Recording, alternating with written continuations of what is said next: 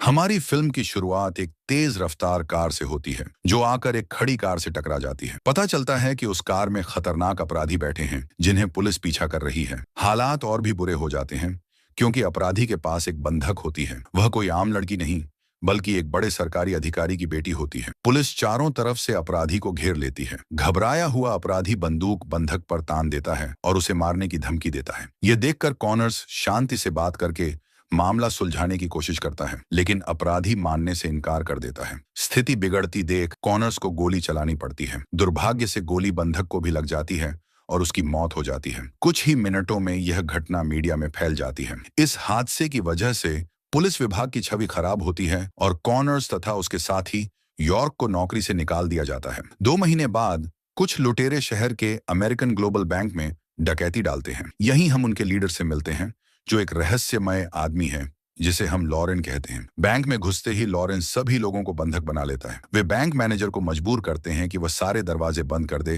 ताकि कोई भाग न सके। बिना ज्यादा बात किए वे तिजोरी के ताले तोड़ देते हैं जो पैसों से भरी होती है। इसी बीच एक बैंक कर्मचारी हिम्मत करके इमरजेंसी बटन दबा देता है। यह हरकत लुटेरों को बहुत गुस्सा दिला देती है और वे उस कर्मचारी को मार देते हैं। लेकिन अच्छी बात यह होती है कि अलार्म पुलिस स्टेशन से जुड़ा होता है, इसलिए पुलिस तुरंत मौके पर पहुंच जाती है। वहां एक पुलिस वाला जिसका नाम बर्नी है लॉरेन से बातचीत करने की कोशिश करता है। वह कहता है कि अगर उनकी मांगें ज्यादा अजीब न हो तो पुलिस मानने को तैयार है। यह सुनकर लॉरेन कहता है कि वह चाहता है कि पुलिस कॉनर्स को वहां लेकर आए, चाहे कोई पसंद करे या नहीं। पुलिस चीफ एक जवान पुलिस वाले शेन को आदेश देता है कि वह जाकर कॉनर्स को वापस लाए। वे कॉनर्स को मनाते हैं कि अगर वह वापस ड्यूटी पर आएगा तो उसे फिर से पुलिस की नौकरी मिल जाएगी। हालांकि कॉनर्स अभी भी नौकरी से निकाले जाने को लेकर नाराज होता है, लेकिन आखिरकार वह मान जाता है क्योंकि उसे अपनी किश्तें चुकानी होती हैं।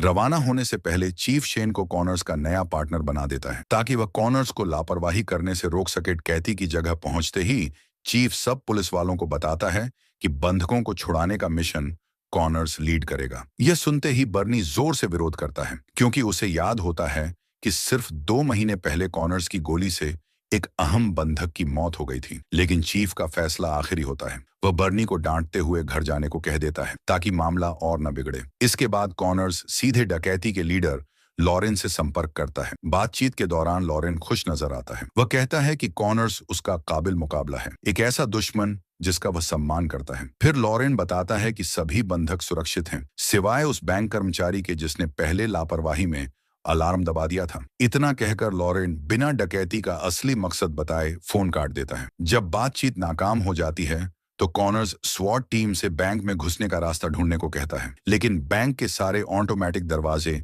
हाईटेक सिक्योरिटी कोड से लॉक होते हैं, इसलिए एक ही रास्ता बचता है, पूरी इमारत की बिजली काटना ताकि दरवाजे तोड़े जा सकें। जैसे ही बिजली जाती है हालात और बिगड़ जाते हैं। लुटेरे अचानक 2 बंधकों को दरवाजे के पास लटका देते हैं जैसे पुलिस को फंसाने की कोशिश कर रहे हों। यह देखकर कॉनर्स स्वॉट टीम को शांत रहने की चेतावनी देता है क्योंकि यह साफ तौर पर एक जाल होता है, लेकिन स्वॉट टीम उसकी बात नहीं मानती। ऑटोमेटिक दरवाजा जोरदार धमाके से फट जाता है और कई स्वॉट जवान वहीं मारे जाते हैं। हालांकि धमाके की वजह से बाकी बंधक बैंक से बाहर भागने में कामयाब हो जाते हैं। जब पुलिस अंदर जाती है तो लॉरेन की पूरी टीम गायब होती है। किसी को नहीं पता वे कहां गए। सबसे हैरानी की बात यह होती है कि बैंक से एक भी नोट गायब नहीं होता। इतनी बड़ी प्लानिंग और हंगामा करने के बाद भी लुटेरे एक पैसा तक नहीं ले गए। ये बात बहुत ही संदिग्ध लगती है। कॉनर्स सीसीटीवी फुटेज से उनकी हरकतों का पता लगाने की कोशिश करता है, लेकिन अफसोस सारे वीडियो पहले ही लुटेरों ने खराब कर दिए होते हैं, यानी अपराधी बिना कोई सुराग छोड़े साफ बच निकलते हैं। कुछ ही देर बाद जांच में मदद करने के लिए एफबीआई के एजेंट पहुंच जाते हैं। उनके मुताबिक लुटेरों का मकसद पैसे चुराना नहीं था। असल में वे बैंक में रखे 1 अरब राजकुमार के अकाउंट को निशाना बना रहे थे। इधर पुलिस चीफ कॉनर्स से कहता है कि राजकुमार का अकाउंट खाली होने से पहले ही लुटेरों को पकड़ना होगा। अगर कॉनर्स नाकाम रहा तो वह दोबारा पुलिस वाला कभी नहीं बन पाएगा। दूसरी तरफ शेन अब भी लॉरेन की बातों को लेकर सोच रहा होता है। वह बातचीत की रिकॉर्डिंग दोबारा सुनता है और उसे एहसास होता है कि लॉरेन का बोलने का तरीका कैओस थ्योरी जैसा है, छोटा सा हंगामा खड़ा करके किसी बड़े मकसद को छुपाना। अपनी खोज से उत्साहित होकर शेन एक कैफे में कॉनर्स से मिलता है और उसे सब समझाने की कोशिश करता है। शेन के अनुसार बैंक डकैती सिर्फ एक ध्यान भटकाने वाला खेल था। कैओस थ्योरी में अपराधी पुलिस को बेकार के सुरागों में उलझा देता है ताकि वह असली योजना आराम से पूरी कर सके। यानी लॉरेन का अभी कोई बड़ा अगला प्लान भी हो सकता है, लेकिन कॉनर्स जो दिमाग से ज्यादा बंदूक से काम लेने का आदी है, ये सब समझ ही नहीं पाता। वह कह देता है कि लॉरेन कोई दार्शनिक नहीं बल्कि एक साधारण लुटेरा है। तभी कॉनर्स को एक कॉल आती है। उसका एक साथी बताता है कि उन्होंने एक लुटेरे की पहचान कर ली है। यह सुनते ही कॉनर्स उठ खड़ा होता है। कैफे से निकलते समय वह शेन को कॉफी के पैसे चुकाने के लिए $20 दे देता है। मौके पर पहुंचकर कॉनर्स का जूनियर बताता है कि उन्होंने डेमन नाम के एक भगोड़े को देखा है, जिसे डकैती के दौरान बैंक से निकलते हुए कैमरे में रिकॉर्ड किया गया था। पुलिस को शक होता है कि डेमन लॉरेन की टीम के साथ मिला हुआ है। समय बर्बाद न करते हुए कॉनर्स और उसकी टीम डेमन के घर पर छापा मारते हैं। डेमन भागने लगता है तो शेन कुछ गैंगस्टरों से मोटरसाइकिल लेकर उसका पीछा करता है। जबरदस्त पीछा करने का सीन होता है। इसके बाद पुलिस फॉरेंसिक टीम को डेमन के घर बुलाती है ताकि उंगलियों के निशान ढूंढे जा सकें। तभी उन्हें पैसों से भरा एक बैग मिलता है, लेकिन यह पैसा आज सुबह वाली बैंक डकैती का नहीं होता। जांच में पता चलता है कि यह रकम 1 महीने पहले हुई दूसरी बैंक डकैती की है। यह पैसा तो जांच एजेंसी के एविडेंस रूम में होना चाहिए था। पुलिस को यह इसलिए पता चलता है क्योंकि उस पैसे पर एक खास खुशबू लगी होती है जो सबूत पहचानने के लिए जांचकर्ता लगाते हैं। यह खोज कॉनर्स और शेन को और भी उलझन में डाल देती है। अब उन्हें बर्नी पर शक होने लगता है क्योंकि करीब 5 महीने पहले उसी बैंक की डकैती का केस बर्नी संभाल रहा था, जहां से यह पैसा आया था। बर्नी से सवाल करने से पहले कॉनर्स और शेन डेमन की गर्लफ्रेंड से पूछताछ करने का फैसला करते हैं, जिसे पुलिस स्टेशन बुलाया गया होता है। जब उसे डेमन की डकैती में भूमिका के बारे में पूछा जाता है तो वह कहती है कि उसे कुछ नहीं पता और वह अपने बॉयफ्रेंड के गैरकानूनी कामों में नहीं पड़ना चाहती। इसी बीच डेमन से अभी पूछताछ नहीं हो पाती क्योंकि डेमन अभी भी बेहोश होता है क्योंकि कॉनर्स ने उसे जोर से मारा था। सच्चाई पक्की करने के लिए कॉनर्स और शेन एविडेंस रूम के गार्ड हैरी से मिलते हैं। वे उससे पूछते हैं कि क्या बर्नी ने कभी सबूत निकाले थे। रिकॉर्ड चेक करने पर हैरी उन्हें लॉग बुक दिखाता है जिस पर बर्नी के साइन होते हैं। सबूत मिलने के बाद कॉनर्स और उसकी टीम तुरंत चीफ के ऑफिस पहुंचती है। वहां वे शक जताते हैं कि बर्नी लॉरेन के गैंग का हिस्सा है क्योंकि वह पुलिस के सबूत चुराकर अपराधियों को दे चुका है। हालांकि चीफ को अब भी शक रहता है। आखिर बर्नी को एक आदर्श पुलिस वाला माना जाता था और अभी सबूत इतने मजबूत नहीं होते कि उसे गिरफ्तार किया जा सके। फिर भी कॉनर्स और शेन का यकीन और गहरा हो जाता है। वे चीफ से तुरंत बर्नी को गिरफ्तार करने की इजाजत मांगते हैं क्योंकि उन्हें लगता है कि बर्नी का कनेक्शन डेमन और लॉरेन दोनों से है। लेकिन इससे पहले कि वे कुछ कर पाते, चीफ को एक चौंकाने वाली खबर मिलती है। बर्नी अपने घर में मरा पाया गया है।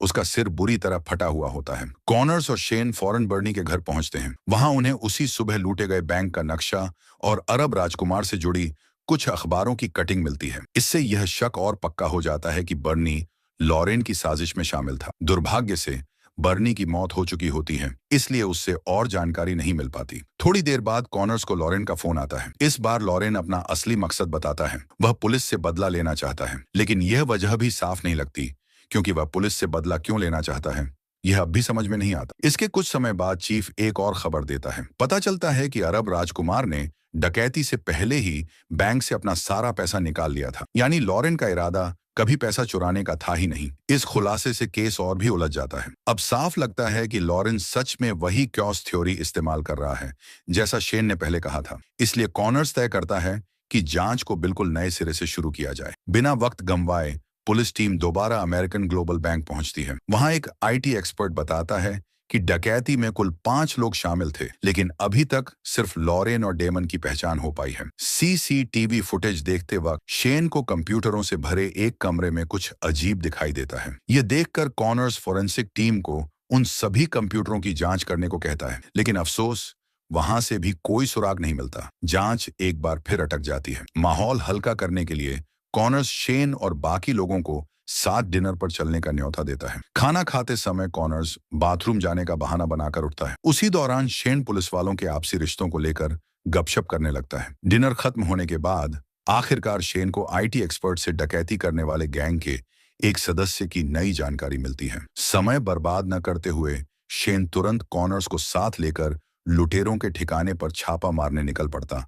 है रास्ते में वे उस अपराधी का पुराना रिकॉर्ड देखते हैं। पता चलता है कि उसका इतिहास काफी खतरनाक है। वह कई बार बैंकों के सिक्योरिटी सिस्टम हैक कर चुका है और FBI की मोस्ट वांटेड लिस्ट में भी शामिल है। यह सब देखकर कॉनर्स को अचानक अपने पुराने साथी यॉर्क की याद आती है। 5 साल पहले यॉर्क ने भी इसी तरह के बैंक हैकिंग केस पर काम किया था। थोड़ी देर बाद कॉनर्स और शेन लुटेरों के घर पहुंचते हैं, लेकिन उसी समय लॉरेन भी वहां पहले से मौजूद होता है। गोलीबारी शुरू हो जाती है। अफसोस, लॉरेन अपने ही एक आदमी को मारकर भाग निकलता है ताकि कॉनर्स का पीछा करना और मुश्किल हो जाए। गनीमत यह होती है कि डेमन अब भी उनके पास होता है, जिससे पूछताछ की जा सकती है। शुरुआत में डेमन कुछ भी बताने से मना कर देता है, लेकिन जब शेन उसे मारने की धमकी देता है तो वह डर जाता है। डर के मारे डेमन आखिरकार लॉरेन की असली पहचान बता देता है। पता चलता है कि लॉरेन वही अपराधी का बड़ा भाई है जिसे फिल्म की शुरुआत में कॉनर्स ने मार दिया था। अब लॉरेन के बदले की वजह साफ हो जाती है। वह अपने भाई की मौत का इंसाफ चाहता है। लॉरेन आगे कुछ कर पाता उससे पहले ही पुलिस बाकी लुटेरों के ठिकाने की ओर निकल पड़ती है। रास्ते में कॉनर्स शेन से दिल की बात करता है। अब वह शेन को अपना करीबी दोस्त मानने लगता है। कॉनर्स मानता है कि उसे उस पुराने हादसे का पछतावा है जिसमें उसने गलती से अपराधी और एक बंधक दोनों को मार दिया था। उसे उन्हें मारना नहीं चाहिए था, सिर्फ बेहोश करना चाहिए था। अच्छा दोस्त होने के नाते शेन उसे ढांढस देता है। वह कहता है कि इसमें कॉनर्स की कोई गलती नहीं थी। उस वक्त वह सिर्फ अपनी ड्यूटी निभा रहा था। ठिकाने पर पहुंचकर कॉनर्स और उसकी टीम देखती है कि लॉरेन के 2 गुंडे आराम से बातें कर रहे हैं। हालात सुरक्षित लगते हैं, इसलिए कॉनर्स सबको आदेश देता है कि लॉरेन के आने तक इंतजार करें।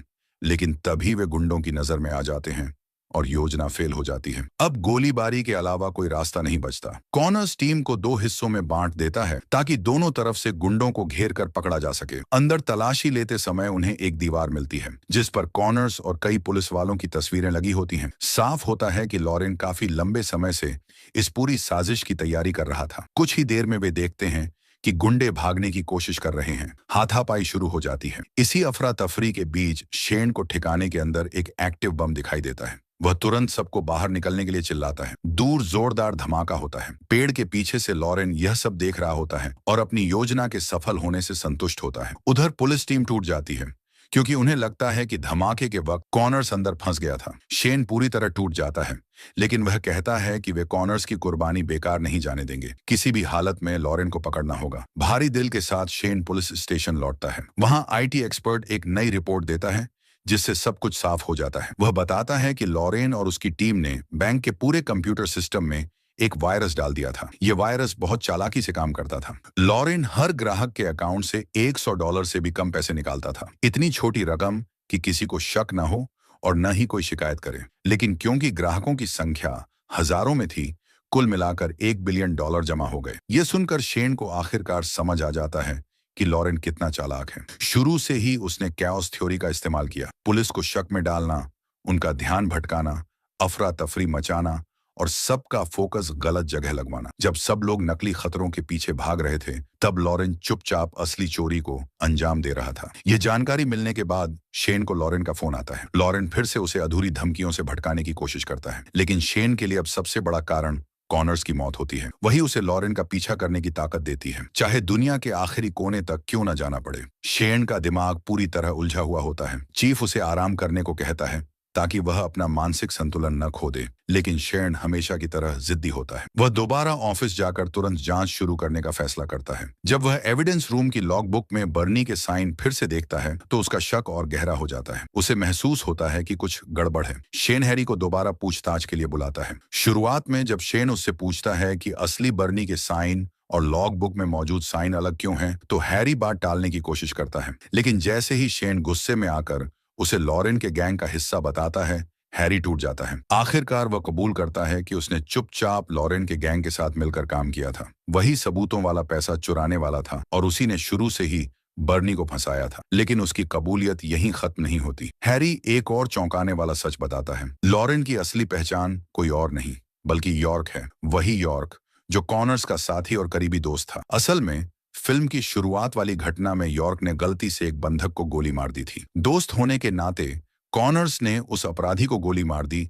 जिसने बंधक को पकड़ा हुआ था, ताकि यॉर्क को अकेले सजा न मिले। लेकिन अफसोस, अफसरों ने बिना किसी जांच के दोनों को नौकरी से निकाल दिया। सालों तक ईमानदारी से काम करने के बाद ऐसा बर्ताव वे सह नहीं पाए। आखिरकार दोनों दोस्तों ने बदले का रास्ता चुन लिया। इसके बाद यॉर्क शहर छोड़कर चला गया और उसने अपनी पहचान बदल ली। उसने खुद को उस अपराधी का भाई बताया जिसे कॉनर्स ने मारा था, ताकि पुलिस को गुमराह किया जा सके। अपनी योजना को अंजाम देने के लिए उसने हैरी को रिश्वत दी और डेमन समेत 4 बड़े अपराधियों को अपनी टीम में शामिल किया। टीम बनने के बाद उन्होंने बर्नी को बलि का बकरा बनाने का फैसला किया, क्योंकि वही अकेला काबिल पुलिस वाला था जो उनकी साजिश पकड़ सकता था। ये सब सुनकर शेन हैरी से एक और सवाल करता है, क्या उसे पता है कि लॉरेन ने कॉनर्स को भी मार दिया? ये सुनकर हैरी घबराकर कह देता है कि सभी जानते हैं कि लॉरेन हमेशा कॉनर्स से एक कदम आगे रहता था। तभी शेन को सब कुछ साफ समझ आ जाता है। लॉरेन कोई साधारण अपराधी नहीं था, बल्कि एक पूर्व पुलिस वाला था जिसे उसी सिस्टम ने धोखा दिया था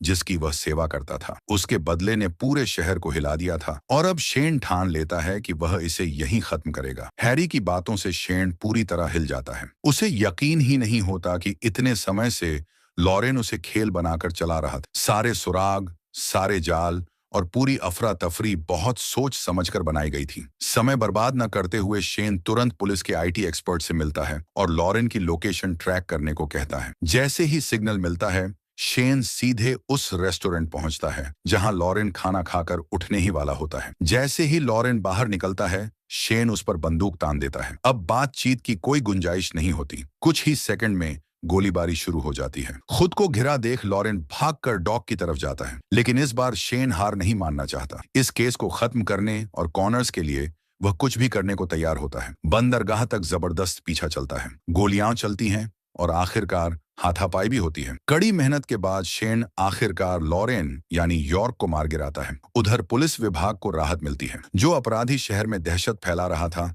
वह आखिरकार खत्म हो जाता है। लेकिन कहानी यहीं खत्म नहीं होती। कुछ समय बाद एक कैफे में बैठकर खाना खाते हुए शेन को अचानक वह $20 याद आते हैं जो कॉनर्स ने मरने से एक दिन पहले उसे दिए थे। जब वह वही नोट निकालकर भुगतान करता है तो उसकी खुशबू सूंघते ही वह सन्न रह जाता है। उस नोट की खुशबू बिल्कुल वैसी ही होती है जैसी एविडेंस वाले पैसों पर थी। वही पैसा जिसके बारे में कहा गया था कि बर्नी ने चुराया था। उसी पल शेन के मन में एक भयानक शक पैदा हो जाता है।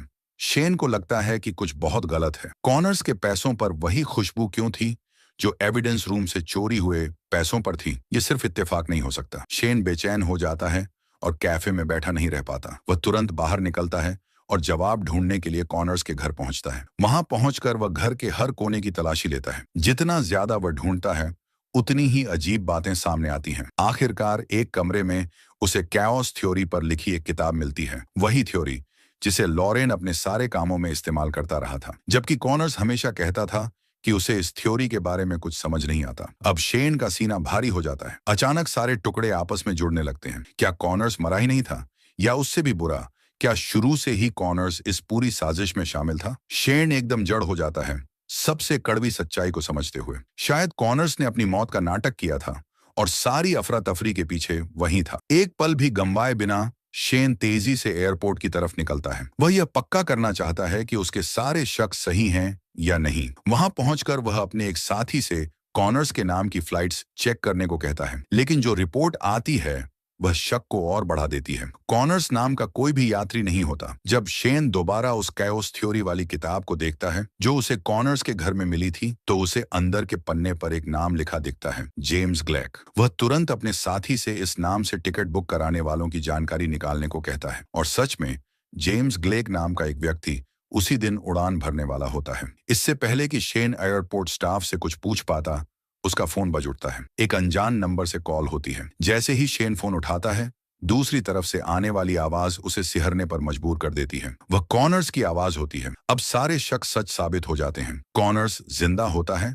और उसी ने पूरी अफरा तफरी रची होती है। शेन को यकीन ही नहीं होता। जिस सीनियर अफसर का वह इतने समय से सम्मान करता आया था, उसी ने सब कुछ प्लान किया था। यहाँ तक कि शेन खुद को पूरी तरह ठगा हुआ महसूस करता है। इतने समय से वह सिर्फ एक मोहरा था ताकि कॉनर्स सारे लुटेरों को हटवा सके और चोरी किया हुआ पैसा अकेले मजे से रख सके। शांत लहजे में कॉनर्स अपनी पूरी योजना बताने लगता है। वह कहता है कि उसने और यॉर्क ने सालों तक ईमानदारी से पुलिस की सेवा की, कई जानें बचाईं, लेकिन उन्हें कभी सराहना नहीं मिली, न प्रमोशन, न धन्यवाद। लेकिन एक छोटी सी गलती पर उन्हें बिना किसी रहम के नौकरी से निकाल दिया गया। इसी वजह से कॉनर्स और यॉर्क ने यह सब प्लान किया। कॉनर्स समझाता है कि कैओस थ्योरी की मदद से उन्होंने पुलिस को उलझन में डाला, शक में रखा और गलत फैसले करवाए ताकि बड़ी चोरी बिना किसी को पता चले हो सके। कॉनर्स ये भी बताता है कि लॉरेन के गैंग के किसी सदस्य को उसके बारे में कुछ क्यों नहीं पता था, क्योंकि असल में सिर्फ यॉर्क ही उसका साथी था। वही यॉर्क उन वांछित अपराधियों को भर्ती करके लाया था। कॉनर्स ने ही बैंक की बिजली काटने का आदेश दिया था ताकि उसका सिस्टम आसानी से हैक किया जा सके। उसी ने अपने ठिकाने पर धमाके की पूरी तैयारी की थी ताकि अपनी मौत का नाटक कर सके।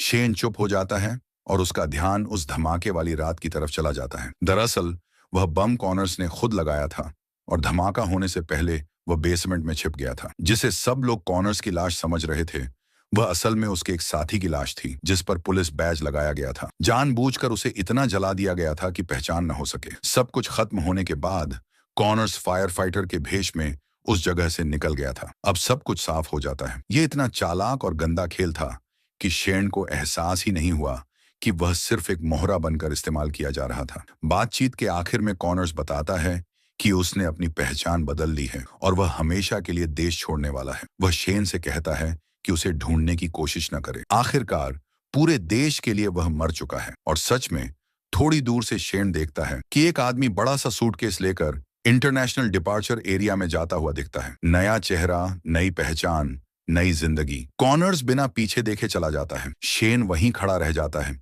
निराश, गुस्से में और हैरान। जिस सीनियर को वह कभी आदर्श मानता था, वही उसकी जिंदगी का सबसे बड़ा दुश्मन बन चुका होता है। यहीं पर फिल्म खत्म होती है।